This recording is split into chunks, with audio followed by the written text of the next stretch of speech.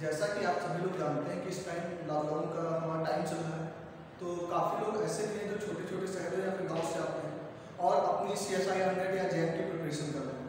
तो उनके लिए ना तो कोर्स मंगाना ईजी हो पा रहा है, ना ही वो वीडियो लेक्चर्स ज़्यादा देख पा रहे हैं। तो हमने और हमारे कुछ दोस्तों ने एक ड्रीम सोचा है कि हम ऐसा करेंगे कि आपको सारे सब्जेक्ट केमिस्ट्री, फिजिक्स, मैथ्स सारे सब्जेक्ट्स के लेक्चर्स आपको प्रोवाइड करवाएंगे यूट्यूब पे ऑनलाइन, और हर सब्जेक्ट में आपको पूरा नॉलेज दिया जाएगा। जितने भी टॉपिक्स हैं सब कवर किए जाएंगे। तो जैसा कि मैं आशुतोष मिश्रा आपको केमिस्ट्री पढ़ाऊंगा, और केमिस्ट्री में आपको 0 लेवल से लेकर जाकर तक की सारी जानकारी दूंगा। और मैं आज जो स्टार्ट करने जा रहा हूँ वो स्टार्ट करूँगा केमिकल बॉन्डिंग। जैसा कि केमिकल बॉन्डिंग क्या हम इससे बोल सकते हैं, ये बेसिक इनऑर्गेनिक केमिस्ट्री, क्योंकि इनऑर्गेनिक में सबको ऐसा लगता है कि रट्टा मारना पड़ेगा, कोई स्ट्रक्चर हो वो रटना पड़ेगा, कोई रिएक्शन हो वो रटनी पड़ेगी। तो मैं आपको आज कुछ ऐसा नॉलेज दूंगा जिसकी वजह से आपको जितना भी क्वेश्चंस होंगे या फिर टॉपिक्स होंगे कुछ भी रटना नहीं पड़ेगा। केवल आप इस बेसिक इनऑर्गेनिक केमिस्ट्री को देखिए, याद कीजिए, पढ़िए, नोट्स बनाइए और 5 मिनट में आपके सारे क्वेश्चन चुटकियों में सॉल्व होंगे। तो आज हम जो स्टार्ट करेंगे वो है बेसिक इनऑर्गेनिक केमिस्ट्री।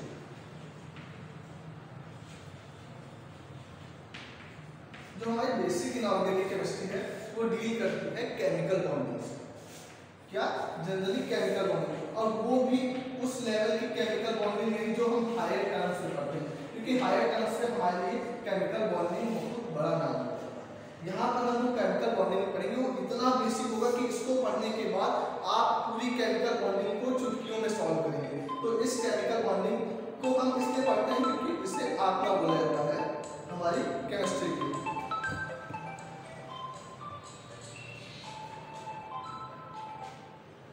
तो अब हम स्टार्ट करते हैं अपना जो बेसिक इनऑर्गेनिक केमिस्ट्री, इसमें केमिकल बॉन्डिंग। तो केमिकल बॉन्डिंग जैसे नाम से पता चल रहा है बॉन्डिंग, तो बॉन्ड क्या होता है सबसे पहले ये हम जानते हैं। तो जैसे अगर हम जनरल से अपनी लाइफ से इंटरेक्ट करें तो इससे एक पर्सन ए दूसरा पर्सन बी, अब हम कब कहेंगे कि ये दोनों के बीच में कुछ ना कुछ बॉन्डिंग है, तो इनके बीच में कुछ ना कुछ इंटरेक्शन होगा, ठीक। और जो ये इंटरेक्शन होता है इसी को हम बोलते हैं बॉन्ड। ये एक प्रकार का होता है फोर्स। क्या? फोर्स। अगर जैसे कोई दो व्यक्ति हैं, अगर उन दोनों में अट्रैक्शन है तो उसे अट्रैक्शन फोर्स बोलेंगे, और यही अगर वो एक दूसरे से नफरत जैसा कुछ करते हैं तो उसे रिपल्सन बोलेंगे। अब इस अट्रैक्शन और रिपल्सन के बेसिस पे जो हमारी बॉन्डिंग है उसको हम 3 पार्ट्स में डिवाइड करते हैं, और उसी 3 पार्ट्स को हम पूरी केमिकल बॉन्डिंग में पढ़ते हैं। तो बॉन्ड को हम डिवाइड करते हैं कितने पार्ट में? बॉन्ड 3 पार्ट में डिवाइड करेंगे। पहला होता है आयनिक बॉन्ड,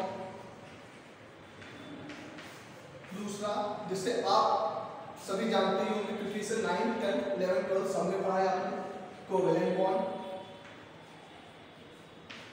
तीसरा कुछ लोग कहते हैं इसी का पार्ट है, कुछ लोग उसको अलग से डिस्कस करते हैं क्योंकि उसकी खुद की अलग केमिस्ट्री हो जाती है पूरी, वो है कोऑर्डिनेट बॉन्ड। अब स्टार्ट करते हैं एक एक करके कि कौन क्या होता है, उसी को हम डिस्कस करेंगे।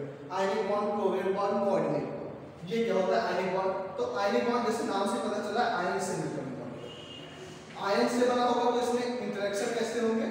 इलेक्ट्रोस्टैटिक।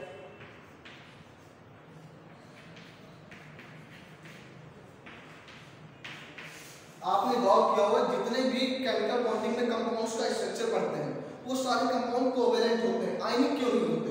उसका भी एक पर्टिकुलर रीजन होता है, क्योंकि जो आयनिक कंपाउंड होते हैं वो किसी भी तरीके से अरेंज हो जाते हैं। जैसे हम NaCl का ही स्ट्रक्चर लेते हैं, जैसे मान लिया कि NaCl है तो Na+ आयन रहेंगे, तो जो Cl- आयन होंगे वो चारों तरफ से इसको सराउंड करके रखेंगे। अब ये हमारा Cl- आयन हुआ, इसको Na+ में चारों तरफ से सराउंड कर देंगे।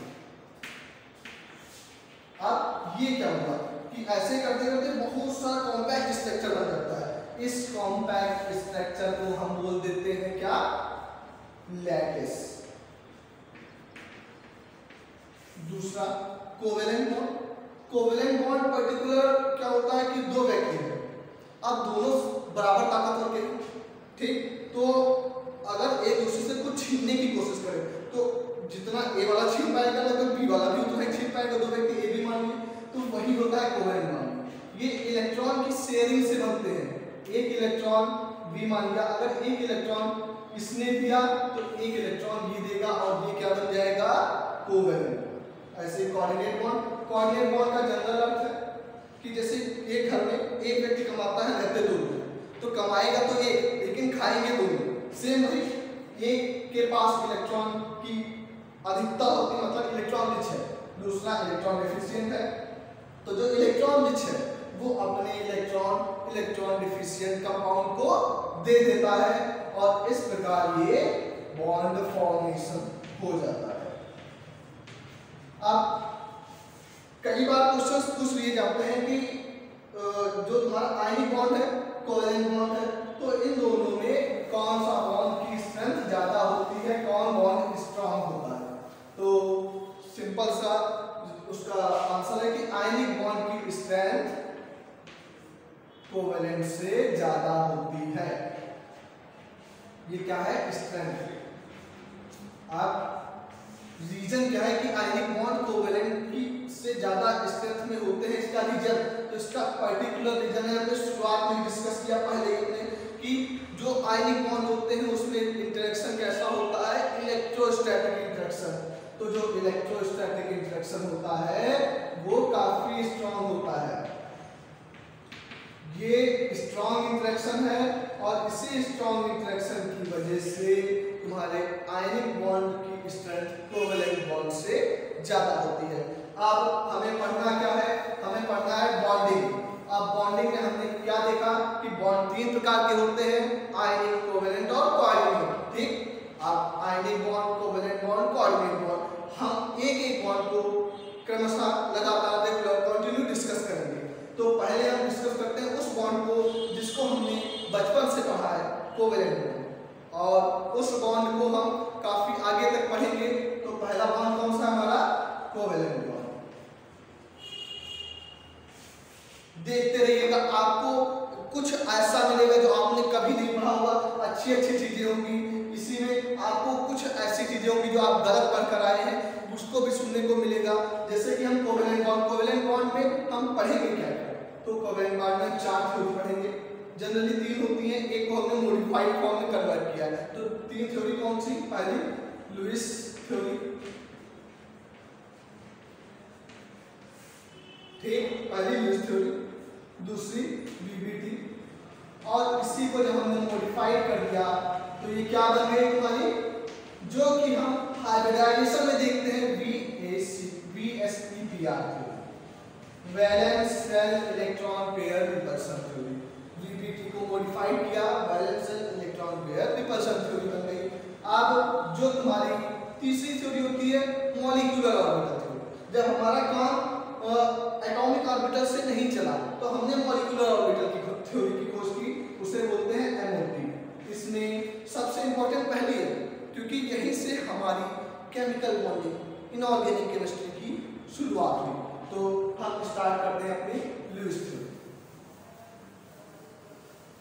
पहली बात मैं बताना चाहूंगा लुईस थ्योरी में कि लुईस थ्योरी आप शुरुआत से पढ़ते हैं तो आपको कहीं ना कहीं कुछ चीजें गलत मिल जाती है, जैसे कि सेंट्रल एटम ऑक्टेट एक्सपेंड करता है, कंप्रेशन करता है सेंट्रल एटम, ऐसा कुछ नहीं होता।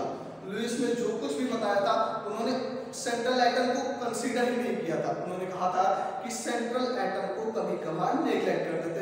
उन्होंने केवल ऑक्टेट रूल जो दिया लुईस थ्योरी के लिए वो केवल साइड एटम्स के लिए था। चलो हम स्टार्ट करते हैं लुईस थ्योरी। तो लुईस थ्योरी बताती क्या है, सबसे पहले ये देखते हैं। तो जो हमारी लुईस थ्योरी है ये बताएगी 2D स्ट्रक्चर्स को, और जो ये 2D स्ट्रक्चर्स होंगे ये डिपेंड करेंगे वैलेंस शेल के इलेक्ट्रॉन्स को। तो अब हम आज इतना ही पढ़ते हैं।